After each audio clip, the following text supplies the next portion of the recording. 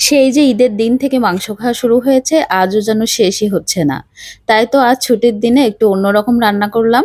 সবজি আর মাছ রান্না করেছি, তার সাথে একটু লাচ্চা সেমাইও ভেজিয়েছি। আশা করি আজকের ভিডিওটি আপনাদের ভালো লাগবে।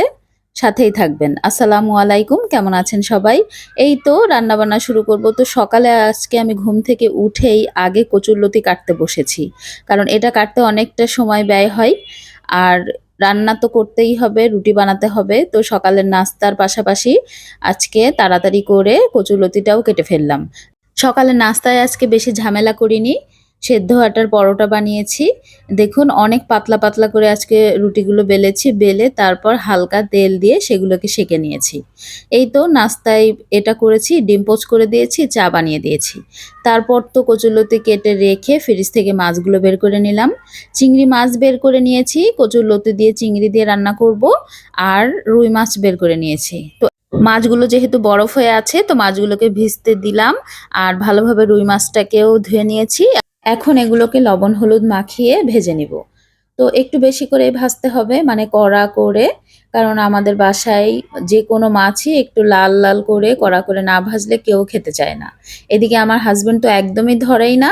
আর আমার শাশুড়ি আবার বলে যে এত কড়া করে ভাজলা কেন, একটু হালকা ভাজতা। এই আর কি, এক একজনের পছন্দ তো এক এক রকম। তো সবকিছু মিলিয়েই এভাবেই আরকি একেকজনের পছন্দ মত মেনে নিয়েই চলতে হয় আমাকে। তো সবার চিন্তা করতে, করতে আমি মাঝে, মাঝে চিন্তা করি যে কি রান্না করব? প্রতিদিনের একটাই টেনশন থাকে। তো মাছগুলো ভালোভাবে ভেজে নিয়েছি আর কড়াই বসিয়ে দিলাম। এখন ১ম এ কচুরলতিটা রান্না করে নিব। তো পরিমাণ মতো তেলের সাথে কিন্তু পেঁয়াজটা হালকা একটু ভেজে নিয়েছি। এরপর কেটে ধুয়ে রাখা চিংড়ি মাছগুলো দিয়ে দিলাম। এখন উপর থেকে মসলা দিতে হবে। তো স্বাদ অনুযায়ী লবণ, হলুদের গুঁড়া, মরিচের গুঁড়া আর রসুন বাটা দিব। তো এই মসলাগুলো একসাথে একটু ভালোভাবে চিংড়ি মাছের সাথে কষিয়ে নিয়েই আর ধুয়ে রেখেছি সাইডে কচুরলতি, সেগুলো দিয়ে দিব। তো কচুরলতিটা রান্নার সময় একটু রসুন বাটাটা আমি একটু বেশি ব্যবহার করি। কারণ যদি একটু গলা ধরে বা কচুরলতি বর্ষার সময় খেতে গেলে কিন্তু একটু গলা ধরেই। তো আজকের লতিটা ভালোই ছিল। আর দেশি লতি ছিল চিকন, চিকন। দেশি লতি খেতে মজা, কিন্তু এগুলো কেটে গুছিয়ে তো অনেক সময় লাগে। এইগুলো কাটতে অনেকটাই সময় লাগে। আর আমাকে এই ঘন্টা ধরে বসে এগুলোকে কেটে গুছিয়ে তারপর রান্না করতে হয়। খেতে তো মজাই লাগে, কিন্তু তার আগে তো একটু সাজা পেতেই হয়। তো এই যে দেখুন মসলার সাথে ভালোভাবে একটু নাড়াচাড়া করে নিয়েছি। তো একটু সময় রেখে আবারও একটু নাড়াচাড়া করে তারপরে কিন্তু পানিটা দিয়ে দেব। কারণ মসলার কাঁচা গন্ধটা একটু দূর হতে হবে। তো এখন পরিমাণ মতো পানি দিয়ে দিলাম আর একটু ঢাকনা দিয়ে ঢেকে রেখে দিব এটা সেদ্ধ হওয়ার জন্য। আজকে কিন্তু একদম সবজি নিয়ে চলে এসেছি। কারণ সবজি অনেকদিন খাওয়া হয় না। সেই যে কুরবানির থেকে শুরু হয়েছে মাংস খাওয়া। তবুও যতই সবজি রান্না করি না কেন, বাসায় যতক্ষণ গরুর মাংস থাকবে ততক্ষণ সবাই গরুর মাংস চাই। এটা থাকলে আর কোনো সবজি বা মাছ কিছুই কেউ ধরতে চায় না। তো এখানে কচুরলতিটা ভালোভাবে সেদ্ধ হয়ে গিয়েছে আর উপর থেকে ভাজা জিরা গুঁড়া একটু দিয়ে দিলাম। এখন আর একটু সময় রাখতে হবে কারণ অনেকটা ঝোল আছে। তো দেখুন রান্না কিন্তু কমপ্লিট। মাখো, মাখো অবস্থায় এই সময় নামিয়ে নিব। একদম শুকনা হয়ে গেলে কিন্তু এই কচুরলতিটা খেতেও ভালো লাগে না। তো আজকের কচুরলতি রান্না আমার কমপ্লিট চিংড়ি মাছ দিয়ে। তো এরপর রান্না করব আলু, কুমড়া বড়ি দিয়ে রুই মাছের একটা ঝোল। তো কুমড়া বড়ি তো ভেজে নিতে হয় ১ম এ। আমার মা এটাকে পাঠিয়েছিলেন। তো সেই বড়িগুলো দিয়েই আজকে মাছটা রান্না করে নিব। তো ১ম এ অল্প তেলে কুমড়ার বড়িটা ভেজে রেখে দিলাম। আর এখন পেঁয়াজ কুচি কড়াইয়ে দিয়ে দিলাম।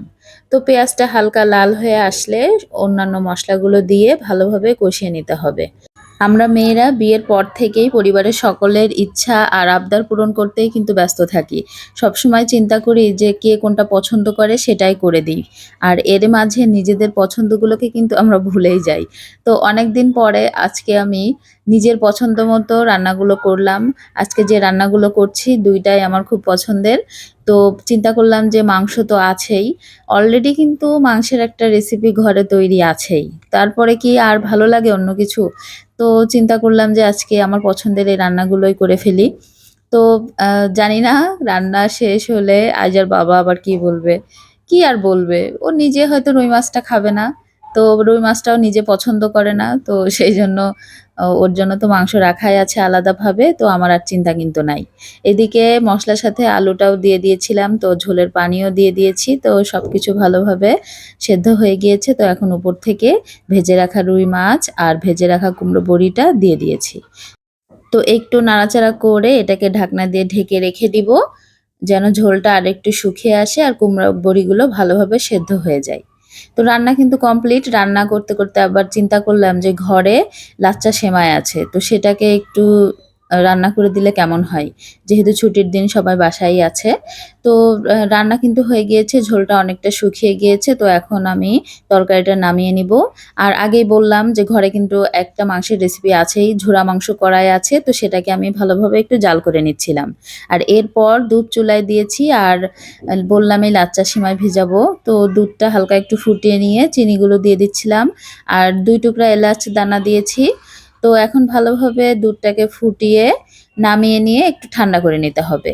তারপর লাচ্চা সেমাইয়ের ভিতরে দুধটাকে দিতে হবে। তা না হলে গরম অবস্থায় যদি সেমাইয়ের ভিতর দেওয়া হয়, একদম সেমাইয়ের ভিতরে দুধটা টেনে একদম শুকিয়ে যাবে। তো এই যে ১ প্যাকেট লাচ্চা সেমাই আমি একটা পাত্রে ঢেলে নিলাম। আর এখন দুধটাকে আবার একটু নাড়িয়ে দিচ্ছি। ঠান্ডা হয়ে গেলে তারপর এটাকে ভালোভাবে মিশিয়ে নিতে হবে। তো হয়ে গেল, আজকে কিন্তু রান্নাবান্না একদম কমপ্লিট। ভিডিওটাও শেষের দিকে চলে আসছে। আমার আজকের রান্নার ভিডিওটা আপনাদের যদি ভালো লেগে থাকে অবশ্যই যারা ইউটিউব চ্যানেল থেকে দেখছেন সাবস্ক্রাইব করে দিবেন। যারা ফেসবুক থেকে দেখবেন তারা অবশ্যই আমার পেজটিকে ফলো করতে ভুলবেন না। ভিডিওটিকে একটি লাইক দিয়ে দিবেন। এতক্ষণ কষ্ট করে যারা আমার ভিডিওটা দেখেছেন সবাইকে অসংখ্য, অসংখ্য ধন্যবাদ।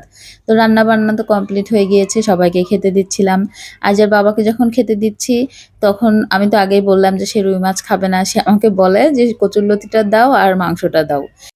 তো সবাইকে খেতে দিয়ে আমি নিজেও খাওয়া-দাওয়া শেষ করে নিলাম। আজকের মতো এই পর্যন্তই। ভালো থাকবেন সবাই। আল্লাহ হাফেজ।